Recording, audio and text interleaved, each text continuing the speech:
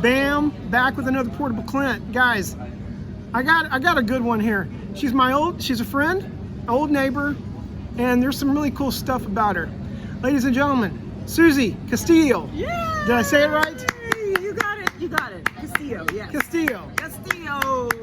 Okay. Everybody. Hey, look at you. Look at you. I like the orange. Did you pick the orange on purpose for this? You know what I did? I That's sure good. did, because I saw the green. It's like the Yeah, holiday look at here. you. Yes. You know, I'm trying to be Christmas. I like Christmas. Well, you look fantastic. Thank you, Clint. It's good to see you. Good to see you. Good to see you. How is Matt? Matt's her husband, who's also a I don't want to say screenplay, but he's a screenplay He's a screenwriter. Screenwriter. Yes. That's it. Yeah. Okay. He's doing well. Thank you for Okay. asking. I love that dude, and I want him on the show one day. Yes. Okay. Susie, Yes. you ready? Yeah, I'm ready. I can't wait to do this. True or false? You're 5'9". False. You're not 5'9"? I'm 5'8". Okay. All right. Thank you, guys. You have a good one. Like my last name, you were close. Very good. Very good. Okay, Susie, you have ended up wearing many different hats in this business. Is that true? That is true. And when you graduated high school, did you know you would be wearing all of those hats? No, I had no idea. See, that's what I like about your story, is that at one time you kind of knew what you wanted, but you really didn't know what you were going to be getting, Yes. and interesting stuff happened. Yes. Okay, so I was obsessed with the entertainment world. Like, I used to watch Lifestyles of the Rich and Famous. You remember that? Yeah, With of Robin course, Leach? yes. Oh my gosh, as a child, I was like, oh, Hollywood. Like, it was just so cool. And I've always been a lover of films and shows. And so I knew I wanted to work in entertainment in some capacity. I didn't know how I would do that. I didn't know if it was going to be in front of the camera, behind the camera, but I knew I always wanted to work in entertainment. well, look at you. I mean, the camera loves you is what I'm trying to say. So I'm glad you chose in front. Thank you. Okay, where did you go to high school? I graduated from Methuen High School in Methuen, Massachusetts. Okay, Yeah. and so It borders New Hampshire. when you graduated high school and graduation, what did you want to accomplish in your life? I know you just said you had a love for the business, but what is it that you wanted to set out specifically for? Yeah, I mean, I wanted to work. I didn't even want to go to college, to tell you the truth. I wanted to just move out to LA or New York. I knew that to work in entertainment, I had to be in one of the entertainment capitals of the world, right? But I was chicken.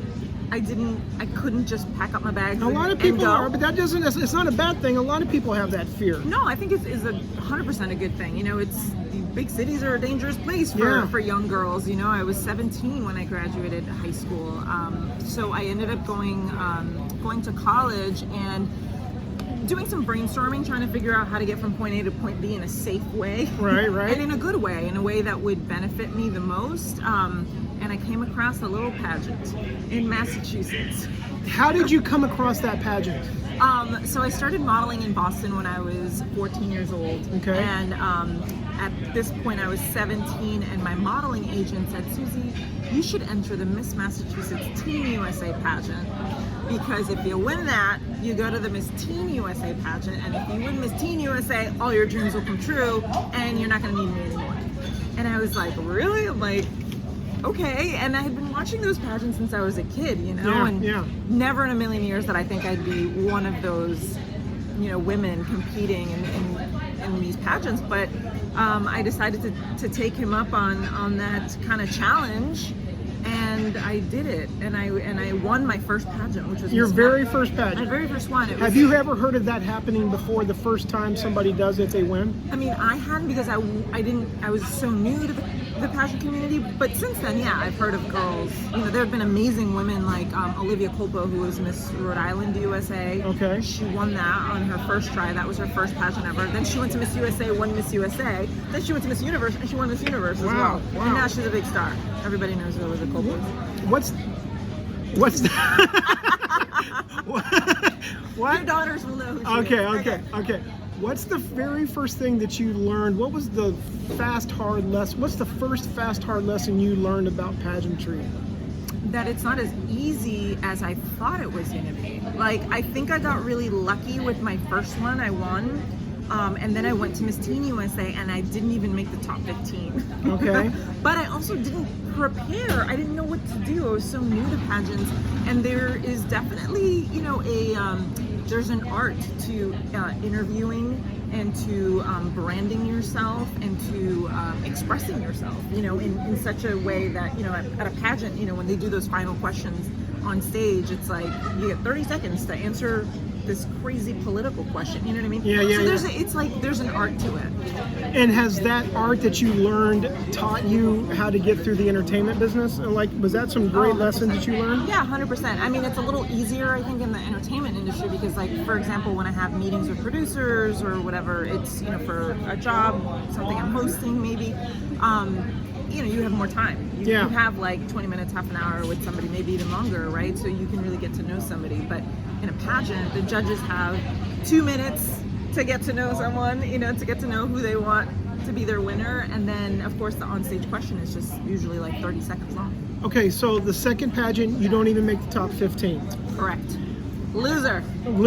Big time loser. I went back to Massachusetts and went to college. When you went back, were you done with the whole pageant thing? No, I wasn't. Did you think that you were done? No, I knew I wasn't, in fact. So for the Miss Teen USA also has a sister pageant, Miss USA. Okay. Right? So I knew that when I was of age, so the only difference is the age, right? So for the teen pageant, it's 14 to 17, 14 or 18. I think they allow 18. But then for the Miss pageants, you have to be at least 18 years old, your birthday has to fall in a certain time, and then now they extended the age range. It goes to 27, I believe now. So I was 23. I had just graduated from college, and that's when I decided to enter Miss Massachusetts USA. Okay, what happens then? So I take it so seriously because I'm like, okay, this is my last shot. There isn't another one, right? It's the teen pageant, and then these are the two biggest pageants in the United States for women, and I knew, I had done my research, I knew that previous Miss USAs and Miss Teen USAs had become actors, have had success in not just modeling and acting, but also hosting and entertainment, So at one time you didn't really want it, but now at this time you really want the whole full thing. Yeah. Okay, go ahead. I had everything, my hopes and dreams, my Hollywood dreams were riding on this. So I studied at Clint like I was taking a test. When you're taking a test when you're a kid, right? And you're just hours and hours of studying. I got past tape of Miss USA pageants, Miss Universe pageants, because I knew Miss USA, if I won that, I would be representing our country at the Miss Universe pageant. Okay, awesome. So I said to myself, I'm going to study Miss Universe pageants because I want to go to Miss USA looking like I belong on Miss Universe stage. Do you remember anything you learned from watching them? Oh my God, yeah. So for whatever reason, a lot of women wearing white gowns won a lot. Really? So I wore a white gown. Look at that. Okay, awesome. That was just one little thing that I kept seeing. That was it just kept repeating itself year after year. White gowns won for some reason. So so I decided I waited a year after college to kind of get settled in my, in life and womanhood a little. Right. And then I decided to enter Miss Massachusetts USA, and I won. And then I went to Miss USA and I won Miss USA. Miss USA in 2003, correct? In San Antonio, Texas. Yes. Okay. In San Antonio, Texas. The Riverwalk. Yes. There's that beautiful auditorium there. That's where the pageant was held. Okay, Susie, I remember. Hirsch Coliseum? Yes, right? yes, look Hirsch at you. Coliseum, I remember. Here's what I remember, because I've known you for a long time. You told me something one time. Yeah.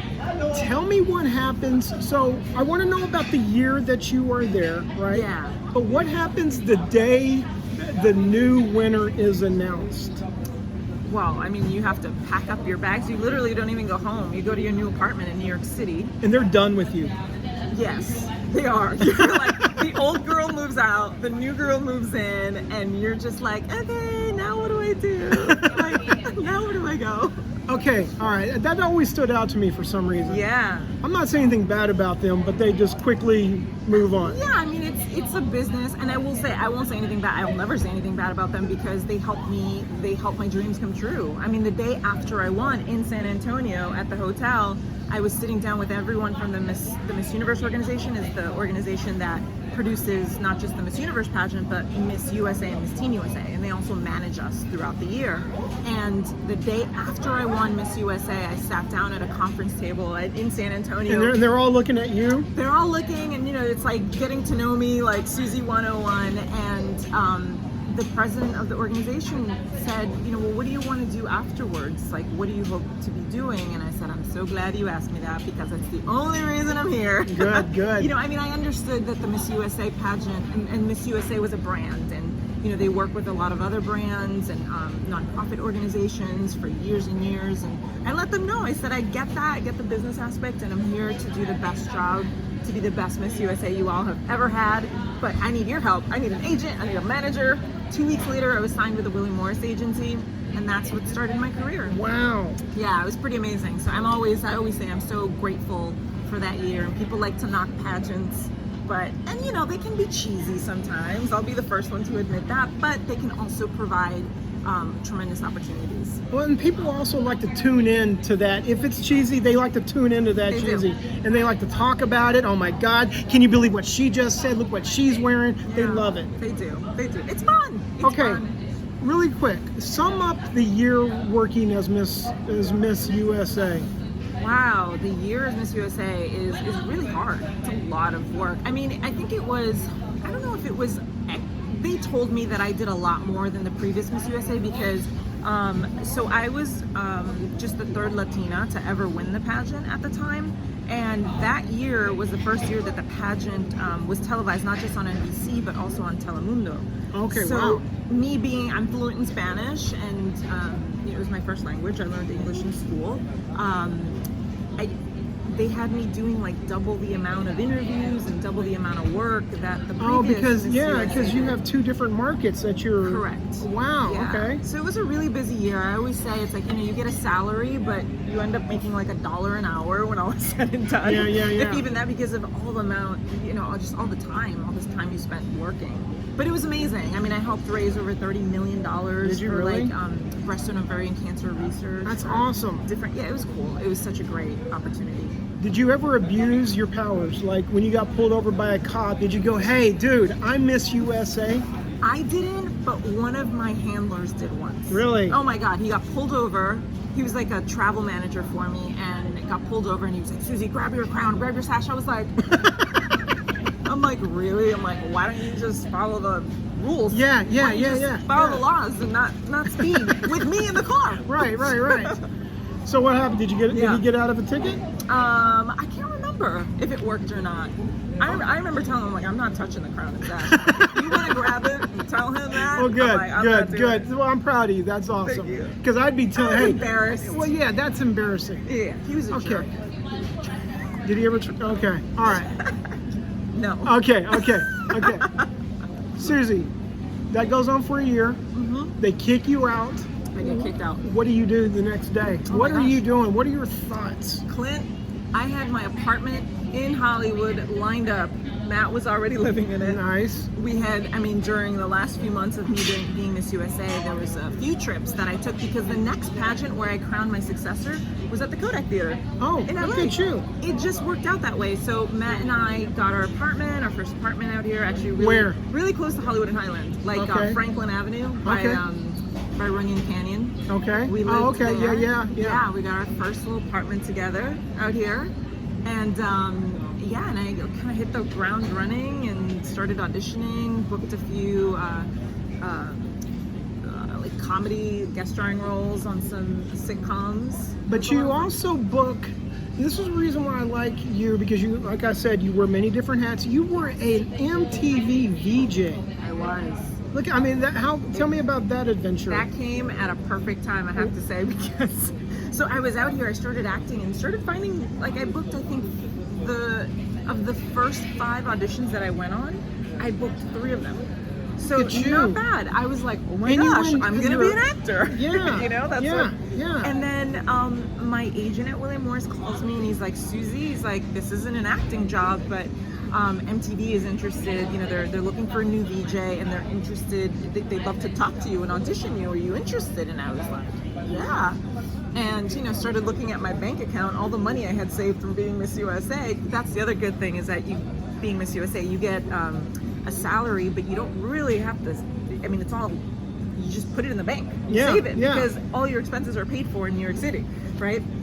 So I had all of my. Wait, Susie, what do you mean all your expenses are paid for? Like, what do you mean? Your apartment's paid for, your bills are paid for. They pay for all of that. They provide you with an apartment. Yeah, they even pay for like your food, your groceries. You can go grocery shopping, and then you submit an expense. I'm going to look into winning this. Okay, go ahead. I think you could do it, Clint. I'm going to try. You. Thank you. I'm going to wear white. Okay. Oh, yes. Okay. You're a quick learner. Thank you. Quick learner. So yeah, and so I looked at my bank account. All the money I had saved was like, paying rent, paying bills, and just auditioning like crazy, and not making that much money yet, right? So I was running out of money, and I thought, okay, this MTV VJ gig sounds great to me. But you would have to move to New York, right? And I would have to move back to New York. So they put me on tape in Santa Monica. They had offices in Santa Monica at the time. Santa Monica. That way. Yep. And they send the tape to New York. They love the tape, so then they fly me out. They put me on the TRL set, and they put me on tape again. I fly back to LA after that. And did you know you already booked it at this time? Okay, no, it took months. It was like 4 months, I think, of like back and forth with the agents. They take their time because it was a 3-year contract when all was said and done. So it's a commitment, and I would have had to move back to New York. So before they make anybody move to New York City, they want to make sure that you're a good fit. Yeah. That you enjoy them and they enjoy you. That it's a mutual thing. And thankfully it worked really well. And yeah, I think I was only in LA after being Miss USA when Matt and I moved out here. I was only here for I think 3 months when the initial audition happened, and then it was, I think, 6 months after moving here that I got offered the MTV job. So then, okay, so you moved there. To New York. Did Matt, your husband, move back with you? He did. He came here. He found a job in PR. He hated it, and he didn't know. He wasn't writing at the time. He wasn't. He started writing when we moved to New York, and I was. Has he always wanted to be a writer? No. He started wanting to write when he was with you, hanging out with you in New York. Yes. And he's sold a screenplay, and he's helped with other big movies. He did. So he had a film at Sundance. Summer of '84. Summer of '84. He's awesome. He's working his tail off. I think I know. At this point, Matt's career is looking much more promising than mine. Awesome. Well, good. Well, I'm happy to hear that. Good. Yeah. I'm happy about it because you know what? For a long time, for years, as I said, I moved out here. He came with me to support me in my dreams. Then I got my MTV job. He moved out there, back to New York with me to support me in that. And it was when we were in New York that, I was making good money, and he was like, should I get a job in PR? Like, what should I do? And I'm like, you hate PR. I'm like, don't work. Go back to school. Great wife. Like, figure it out. And, we're good with my income right now. Yeah. So, it was perfect. And there have been times where, now he makes more money than I do. Great. You know how it is in entertainment. Of course, it's like from one year to the next, you don't know. Yes. There's no stability. You don't know how much money you're going to make next year. So. How long were you a VJ? 3 years. What did you learn about MTV in those 3 years? What did I learn about MTV? I mean, because I'm asking that question because I think those were the 3 years that MTV started to change. It did. And less videos, more content without music. Yep. Well, Napster came out and ruined everything. YouTube ruined TRL. You didn't have to wait till 3 in the afternoon to watch TRL to watch parts of the video anymore. You could just go on YouTube, and YouTube, Beyonce's newest video. But we still had concerts that we would do in Times Square. We still had those great interviews with celebrities that people can tune into. But yeah, the ratings did start to decline. Was Dan Cortez part of the team at this time? No, I was after. Okay. I was after Dan Cortez. I remember Dan Cortez. I like Dan Cortez. Yeah. Was he from Texas? No, he's not. But I worked with him a long time, and we remained friends. And he's just an awesome dude. I like that dude a lot. Okay. So that's up for 3 years. That comes to an end. Mm-hmm. What happens after that? I moved back to LA.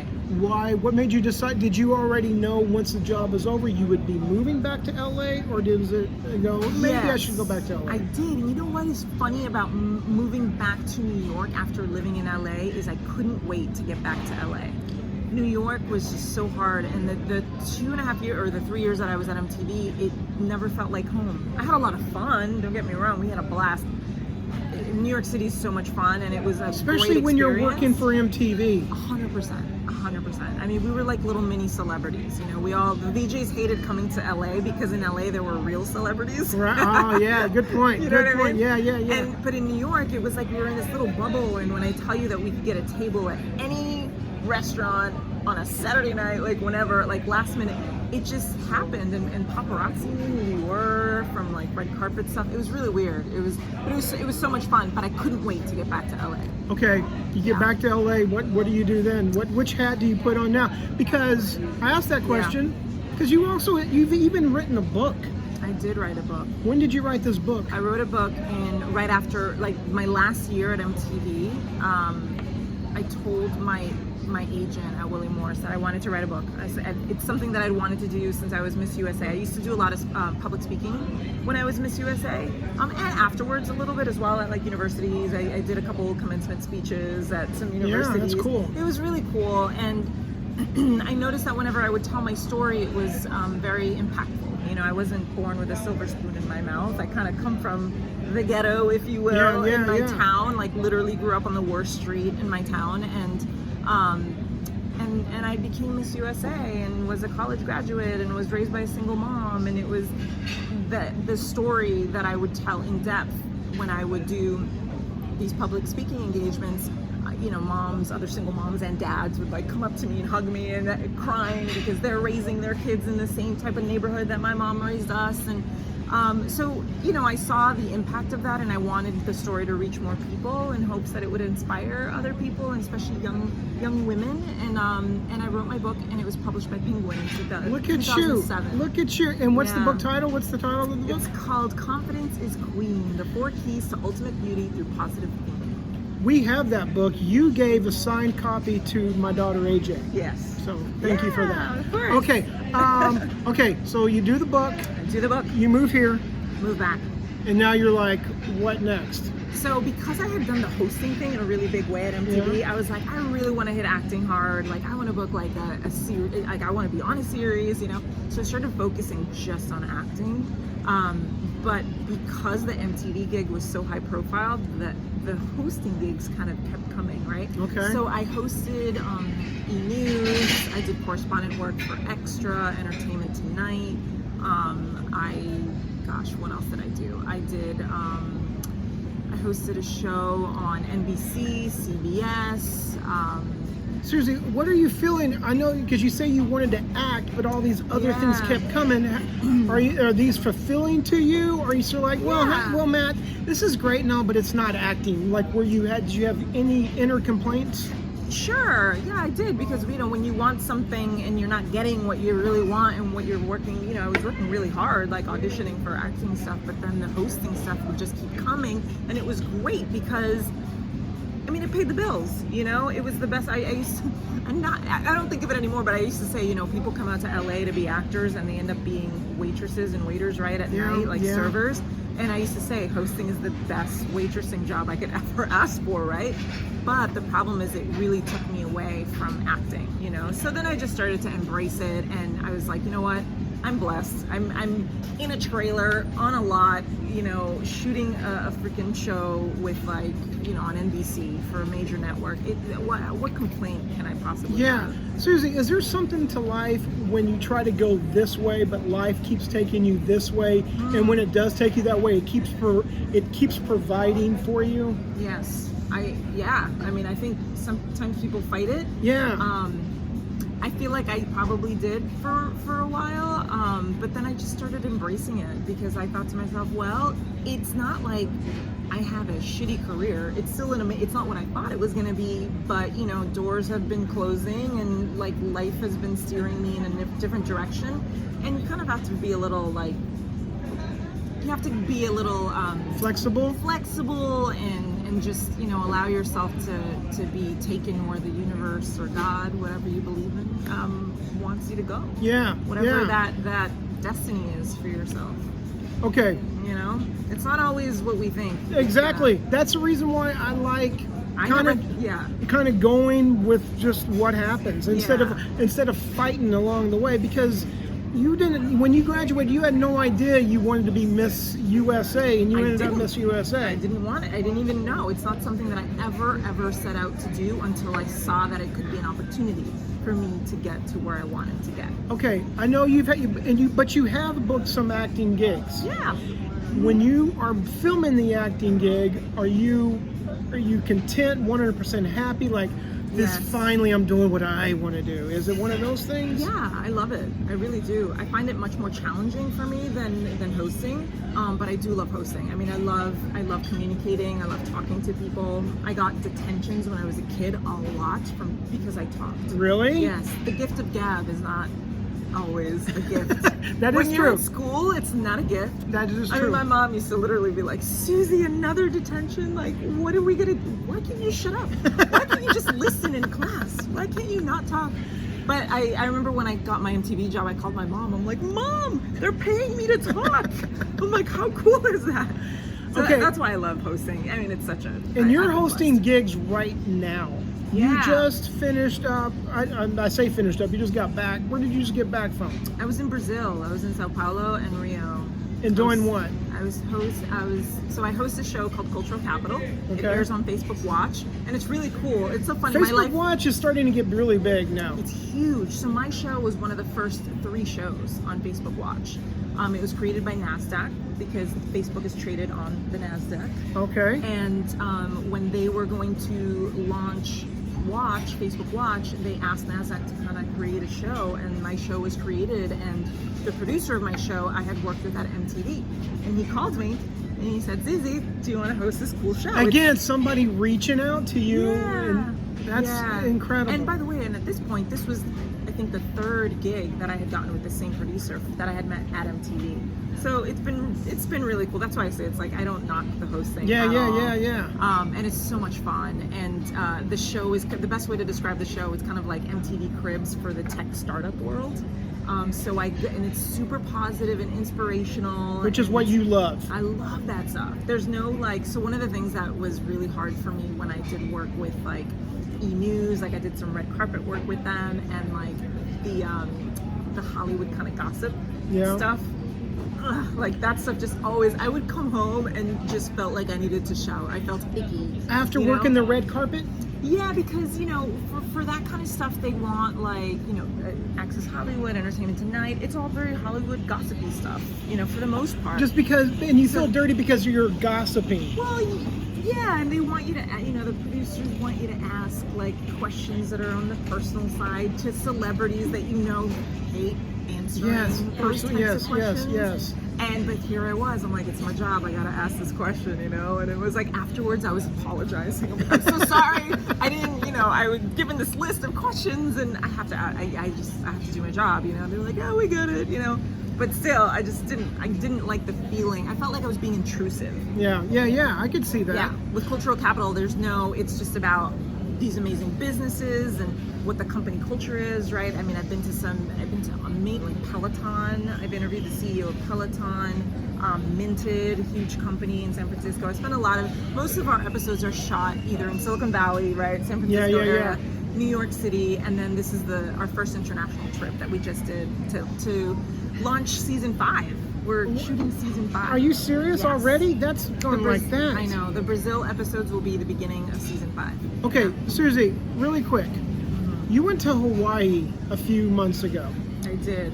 Matt, I talked to Matt. Matt goes, it's the craziest story why she's there. Yeah. I don't know why. I want to hear about the story, but I have never seen somebody's Facebook feed as magnificent as this Hawaii trip was.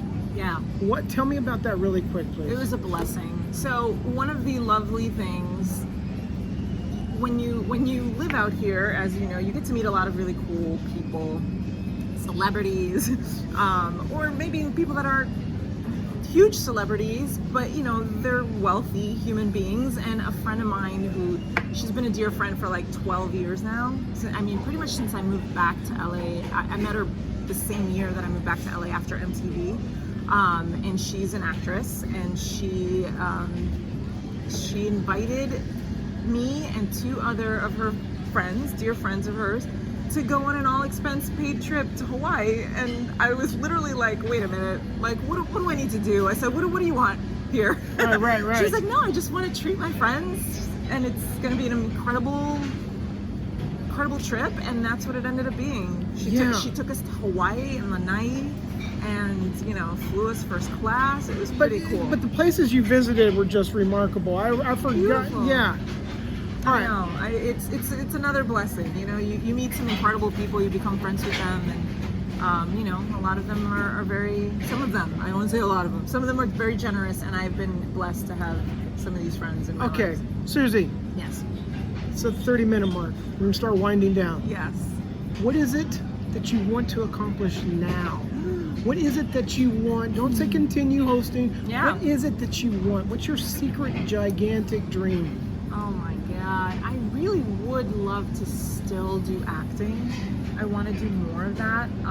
It's so funny though, the universe keeps pushing me away from that. So maybe I just need to let go of it. It's something actually that I'm kind of struggling with right now, like career-wise.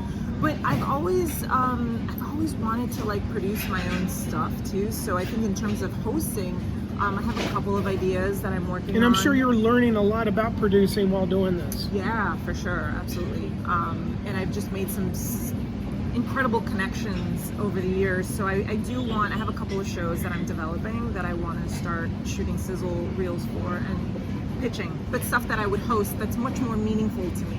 Okay, but Susie, I can grant you one wish in this town. What is that wish you want me to grant you? So I need you to be very specific. Very specific? Starring on my own show. In my own show. As a sitcom actor or as an interview actor? I mean, as an interviewer. You know, sitcom actor. Okay. Yeah. Okay. Yeah. I would love to be like on like a Friends type of show, something like that. I could totally see you doing that. Is the sitcom dead? No, they always come back. They always come back. They always come back. Okay, really quick. Worst time in Hollywood while you've been out here. What's the worst thing that you've gone through in the business? Nothing personal. In the business. I was going to tell you a really embarrassing story about Matt. Tell me. I don't. But we got to be careful telling embarrassing stories about Matt. I know we do. No, I won't tell it. He'll kill me. I won't tell it. But he went out with a friend and they got too drunk. And around 3 a.m, I had to get in the car and go find him because he didn't know where he was and he lost his friend. That's how drunk they are. Hollywood Nights. So that's my personal one. In the business, not one thing stands out. The only thing I will say is that really sucks, especially as an actor, when you work really hard, you pay a coach $100 for the hour to coach you on an audition, and you get there, and you know there's 3 scenes that you prepared, and you do scene 1, and they're like, okay, thanks. That was it. And that was it. And they don't have you do scenes 2 and 3 because clearly you're not what they're looking for, so they're not going to bother. But you worked your ass off on it. That feeling really, really stinks. I agree with you. I hate that. Best time in Hollywood, best time in the business for you. Where was it? Oh man, the best time in the business for me. It's gotta be MTV. Really? Out of everything that you've done, you're saying MTV? I think so, yeah. All right, that's great. I mean, you remember MTV, the spring break. Yeah, no, it was awesome. Yeah. The New Year's Eve shows in Times Square. I mean, I got to experience all of that stuff in such a huge way, and it's pretty memorable. It was incredible. Okay, Susie, I'm going to bring up something really quick before I end here. I want to dedicate this portable Clint to your mom today. Oh, thank you. Okay. It's a tough day today for you. Yes. So this is for your mom. Thank you. Okay, Susie, anything else we need to know about you? No, I think that's it, Clint. You covered it all. Okay, we covered it all. All right. From childhood to adulthood. We got it all covered. Okay, Susie, one last favor. Yes. Will you look in there and tell everybody bye? Bye.